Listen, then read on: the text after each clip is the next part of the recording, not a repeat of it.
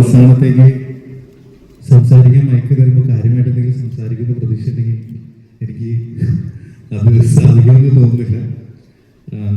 തീർച്ചയായും ഇതുപോലൊരു വേദിയിൽ ഇരുന്നിട്ട് ഉണ്ണി സാറിനോട് ഞാൻ ചോദിച്ചതാണ് ഈ സിനിമയിലെ കഥാപാത്രം. അത് ഇതുപോലെ ഉണ്ണി സാറിൻ്റെ തൊട്ടടുത്തിരുന്നപ്പോൾ ഞാൻ ചോദിച്ചു, സാർ അടുത്ത പടം നിവിൻ പോളിനെ വെച്ചാണെന്ന് കേട്ടു, എനിക്ക് സാധ്യമായ എന്തെങ്കിലും കഥാപാത്രം ഉണ്ടോ എന്ന് ചോദിച്ചു. അപ്പം ഞാൻ ഒരിക്കലും ഞണ്ടുകളുടെ നാട്ടിലൊരു ഇടവേളയ്ക്ക് ശേഷം 10 വർഷമായി ഒരുമിച്ച് സിനിമ ചെയ്തിട്ട്.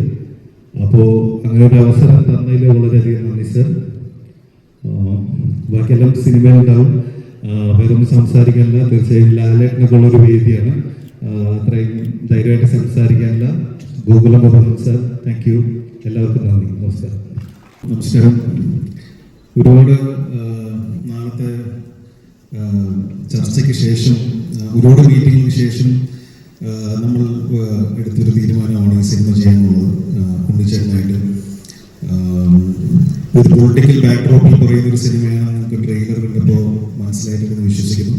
പക്ഷെ എനിക്കിതിൽ ഏറ്റവും അട്രാക്റ്റീവായിട്ട് തോന്നിയത് ഇതിനകത്ത് വളരെ രസകരമായിട്ടുള്ള ഒരു അച്ഛൻ മകൻ റിലേഷൻഷിപ്പ് പറയുന്നത്. എനിക്ക് കഥ കേട്ടപ്പോൾ ഏറ്റവും കൂടുതൽ തന്നെ അട്രാക്ട് ചെയ്ത റിലേഷൻഷിപ്പാണ്. അച്ഛന് വേണ്ടി നിൽക്കുന്ന ഒരു മകനും മകനെ കംപ്ലീറ്റ് സപ്പോർട്ട് ചെയ്ത് നിൽക്കുന്ന ഒരു അച്ഛൻ്റെ ഭയങ്കര രസകരമായിട്ടുള്ളൊരു റിലേഷൻഷിപ്പ് ഇതിനകത്തുണ്ട്. ഭയങ്കര ബ്യൂട്ടിഫുൾ ആയിട്ടാണ് ഉണ്ണിച്ചേട്ടൻ അത് എഴുതിയിരിക്കുന്നത്. ഇത് മാത്രമല്ല, ഓരോ റിലേഷൻഷിപ്സും ഭയങ്കര രസകരമായിട്ട് ഫീൽ ചെയ്തിരുന്നു. ഒരു പൊളിറ്റിക്കൽ ബാക്ക്ഡ്രോപ്പിൽ സിനിമ ചെയ്തിട്ട് ഒരുപാട് നാളായെങ്കിലും ഇതൊരു ഫാമിലിയുടെ ഉള്ളിൽ നടക്കുന്ന ഒരു സ്റ്റോറിയാണ്. ഇത് പ്രേക്ഷകർക്ക് എല്ലാവർക്കും ഇഷ്ടപ്പെടുമെന്നാണ് ഞങ്ങളുടെ വിശ്വാസം. ഗോപാലൻ സാർ, ഒരുപാട് സന്തോഷം. കൊച്ചിനെ കഴിഞ്ഞിട്ട് ഒരു സിനിമ നമുക്ക് ഒരുമിച്ച് ചെയ്യാൻ സാധിച്ചിട്ടില്ല. ഇതിൻ്റെ ഭാഗമാകാൻ കഴിഞ്ഞിട്ട് ഒരുപാട് സന്തോഷമുണ്ട്. ലാലേട്ട, താങ്ക് യു.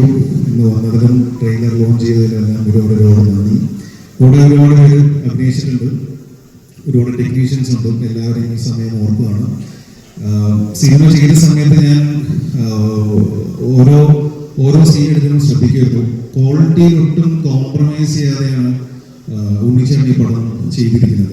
ടെക്നിക്കൽ ക്വാളിറ്റി ആണെങ്കിലും ഓരോ സീനിൽ പെർഫോമൻസ് എടുക്കുന്ന കാര്യത്തിലാണെങ്കിൽ സമയമെടുത്ത് ഓരോ സീനും നന്നാവണം ആഗ്രഹിച്ച്, അതായത് ശരിക്കും ഉള്ളിൽ നിന്ന് ആഗ്രഹിച്ച് ഓരോ സീനും നമ്മൾ ഷൂട്ട് ചെയ്ത് പോയിട്ടുള്ളൂ. സമയം എടുത്തിട്ടുണ്ടെങ്കിലും അതിനെടുത്തിട്ടുള്ള എഫേർട്ട് വളരെ വലുതാണ് ഉണ്ണിച്ചേട്ടൻ്റെ. ടെക്നിക്കൽ സൈഡിൽ നിന്ന അല്ലെങ്കിൽ AD സൈഡിൽ നിന്നിട്ടുള്ള എല്ലാവരും വളരെ സപ്പോർട്ടീവായിരുന്നു.